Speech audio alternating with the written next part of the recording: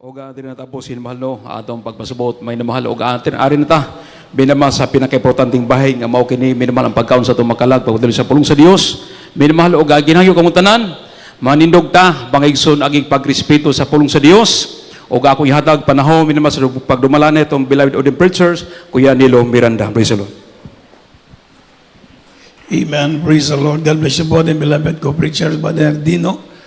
Let us pray. Hallelujah.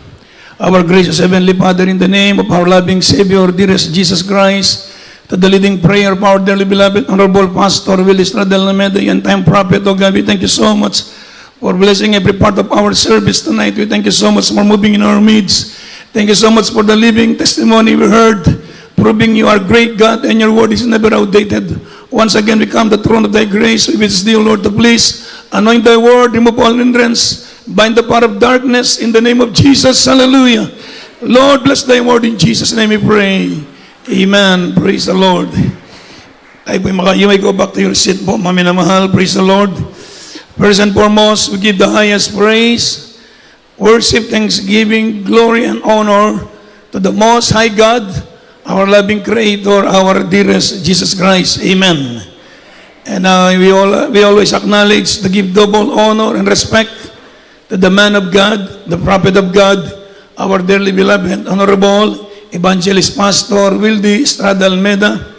And we always cherish the blessed memories and teachings of our beloved Honorable Assistant Pastor Lina C. Almeida, and to the beloved Almeida children and their respective families. A pleasant evening also to our beloved webcast viewers. And also we welcome our beloved visitor, our beloved Brother Richard Wills. Praise the Lord. Welcome to the Philippines. Welcome to the Jesus Miracle Crusade International Ministry. Thank you for your time in joining us in our worship and praising the Lord. Everybody say, praise the Lord. So brothers and sisters, kindly open your Bible from the book of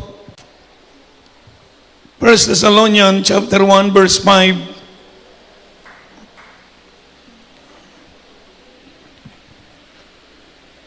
First Thessalonians chapter 1 verse 5. For our gospel came not unto you in word only, but also in power, and in the Holy Ghost, and in much assurance, as ye know what manner of men we were among you for your sake. Amen. Unang Tesalonika, kabanatang 1, talatay 5. Kung paano ang aming banghelyo ay hindi dumating sa inyo sa salita lamang, kundi sa kapangyarihan din naman at sa Espiritu Santo at sa lubos na katiwasayan na gaya ng inyong nalalaman kung anong pagkatao namin ang aming pinakita sa inyo dahil sa inyo. Amen. Amen. Praise the Lord. Everybody shout, praise the Lord. So the Bible says, for our gospel came not unto you in word only, but also in power and in the Holy Ghost, and in much assurance, as you know, manner of men we were among you. We were among you for your sake. Everybody say amen. So we are so grateful unto the living God. Everybody say amen. For the gospel came unto us not in word only, but also in power and in the Holy Ghost and in much assurance, as we heard the living testimony proving the preaching of our beloved Honorable Pastor Wildy Estrada Almeida is truth. Amen. Amen. So the Bible says, the gospel came unto us not in word only, because a lot of religion in the world today, they preach also the gospel, but the gospel, mami na mahal, they have no signs, wonders, and miracles. Amen. But according to the scripture, the gospel is full of power. Everybody say amen. And the gospel came unto us not in word only, so we are blessed among blessed. Everybody say, praise the Lord. For we receive the gospel not in word only, but also in power and in the Holy Ghost, as we witness the living testimony of our beloved brethren, how the Lord our God blessed their lives. Everybody say amen. They receive a healing from their incurable sickness and diseases. Everybody say amen. Amen. This is the proof. This is the evidence that we are in the true church of the living God. Everybody say amen. Because indeed we're experiencing what the Lord said. The Lord said, go ye into all the world and preach the gospel. He that believeth and is baptized shall be saved, but he that believeth not shall be damned. And the signs shall follow to them that believe. Everybody say amen. What are the signs of the believers? The signs of the believers, when we preach the gospel, accompanied with power, with anointing, and with the Holy Ghost. Everybody shout, praise the Lord. Amen. Amen. So truly we are blessed among blessed. When the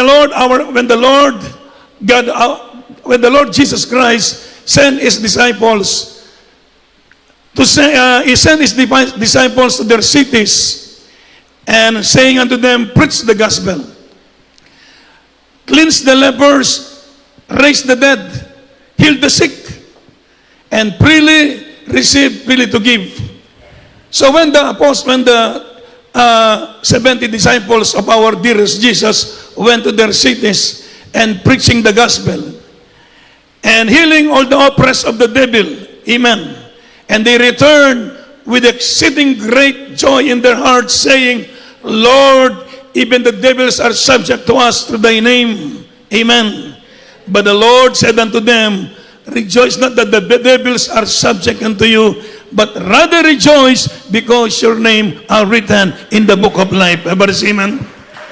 Amen. So rejoice not that the devils are subject unto you, but rather rejoice because our names are written in the book of life. Everybody say amen. For the Bible says, whosoever was not found his name in the book of life shall be thrown into the lake of fire. But we are so blessed among blessed brothers and sisters because our name are written in the book of life. Everybody shout, praise the Lord. Amen. So this is the evidence that we are in the true church of God. Everybody say amen. Amen. Because these signs shall follow to us. And this is the evidence, and this is the proof that the preaching and teachings of our beloved Honorable Pastor Willis Almeida is truth. Everybody say, praise the Lord. Another thing, brothers and sisters, kindly open your Bible from the book of Acts, chapter 3, verse 19.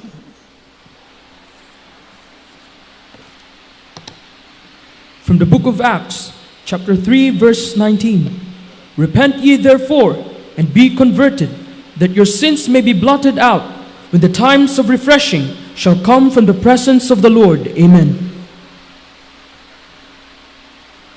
Mga gawa, Kabanatang 3, ang talatay 19. Kaya nga magsisi kayo at magbalik loob upang mapawi ang inyong mga kasalanan, upang magkagayon ay magsidating ang mga panahon ng kaginawaan mula sa harapan ng Panginoon. Amen. Everybody shout, praise the Lord.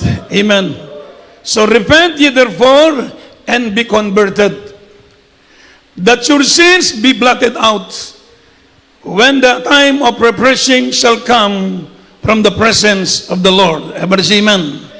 So throughout this present age, until Christ's return, the Bible says, brothers and sisters, God will send time of refreshing. Time of refreshing, the outpouring of the Holy Ghost. Everybody say amen.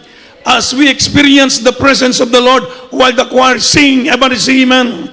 Amen.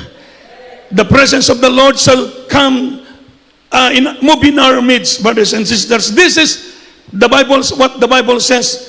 The Bible says that the outpouring of the Holy Ghost, signs, wonders, and miracles, spiritual blessings. Everybody say amen.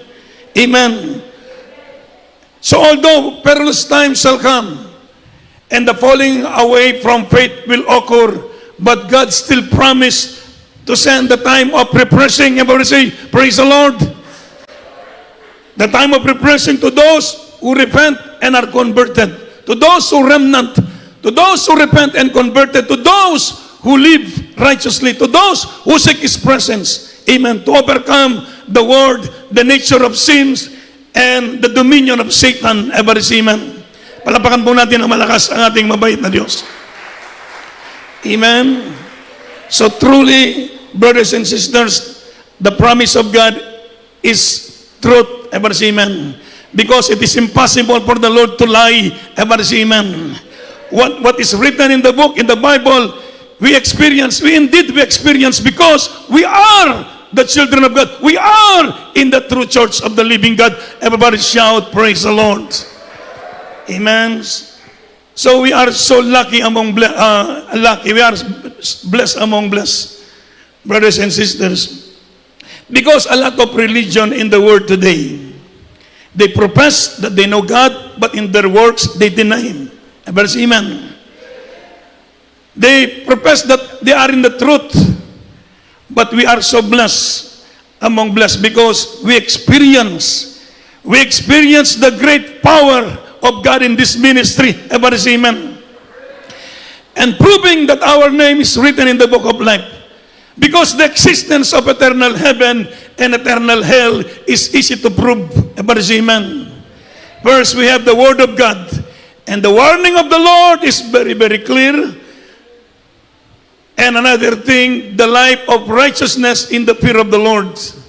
The moment you receive Christ, the moment you submit yourself to Him, the Bible says, if any man be in Christ, is a new creature. All things are passed away, and behold, all things are become new. Everybody say, praise the Lord. You experience, everybody say, the life of righteousness in the fear of the Lord. This is the most important thing. Everybody say amen. Because the Bible says to them that fear Him, there is no want. Amen. To them that fear Him, there is no want. He promised to answer our prayers. Just we experience, brothers and sisters, the Lord our God hear our prayer, because the Bible says, the eyes of the Lord are over the righteous, and His ear are open to their cry. Everybody shout, praise the Lord. The life of righteousness, the moment you receive the Holy Spirit, the Bible says you shall receive power after that the Holy Ghost is come upon you. Amen.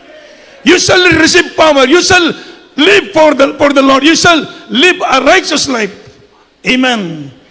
You live a godly life, my brothers and sisters. You overcome Satan. You overcome temptation. You overcome the wiles of the devil. Everybody say, praise the Lord. Amen. Because you receive power from high. You receive power from the Lord. Everybody say amen. So we need the presence. We need the power of the Lord, brothers and sisters. Because this is the most important thing. When the Lord, He ascended up to heaven and He promised to His disciples, go ye and tarry into Jerusalem. And the apostles fasted for 10 days. And the Holy Ghost was come upon them. Everybody say amen. And they received power. They received the Holy Ghost. Everybody say amen. And they witnessed, amen, that the Lord our God is risen from the dead. And followed by the miracles that happened during that time. And until now, we experience this great power. Everybody shout, praise the Lord. This is the most important thing. Everybody say amen. I repeat, Satan is a liar. From the beginning is a liar. Amen. But we thank the Lord for giving us our dearly beloved, Honorable Evangelist Pastor Wildy Estrada Almeida, the Jesus Miracle Crusade International Ministry, the largest apostolic church in the world. Ever say amen? With millions followers, nation based in the Philippines and in abroad. Ever say amen? So every one of us experience what the word, what the Bible says. We experience regeneration in our lives. Ever say amen? Amen. We receive power from high to live righteously in the sight of the Lord. Another thing, the signs, wonders, and miracles that happen in this church. The Bible says, for the gospel came not unto you, not in word only, but in power. And the Bible says, how shall we escape the fires of hell? How shall we escape the fires of hell if we neglect so great salvation, wrought with signs, wonders, and miracles? Everybody say amen. Amen. The lepers cleanse. The blind receive their sight. Everybody say amen. The lame walk. And even the dead shall rise back to life. Is common to the Jesus Miracle Crusade International Ministry. Everybody say amen. Proving truly that our Savior, our great God is present. He is in our midst. Everybody say amen. So brothers and sisters, we are so blessed among blessed. So what shall we do to enter into the kingdom of God? The Bible says, preach the gospel from the book of Mark, chapter 16, verse 15. Kindly. from the book of Mark, chapter 16, verse 15. And he said unto them, Go ye into all the world, and preach the gospel to every creature. Amen. So, continue. Marcos, Kabanatang 16, ang tala 16. Ang sumasampalataya at mabautisman ay maliligtas, dapat ang hindi sumasampalataya ay parurusahan. Amen. Amen. Everybody shout, praise the Lord. According to the scripture, go ye and preach the gospel. He that believeth and is baptized shall be saved. Amen. So baptism is a very important. It is a command to obey, not optional. Ever say amen. Amen. So baptism is a very important. The Bible says, go ye and preach the gospel. He that believeth and is baptized shall be saved, but he that believeth not shall be damned. So baptism is water baptism is very important, brothers and sisters. Ever say amen. It is a command to obey, not an optional. Ever say amen. So, and the signs shall follow to them that believe. So this is the signs of the believers. Ever say amen. So this is very important, brothers and sisters. And I would like to add this verse from the book of Romans. Kindly open your Bible from the book of Romans, chapter 11, verse 22.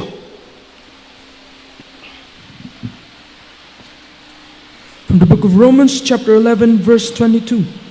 22. Okay.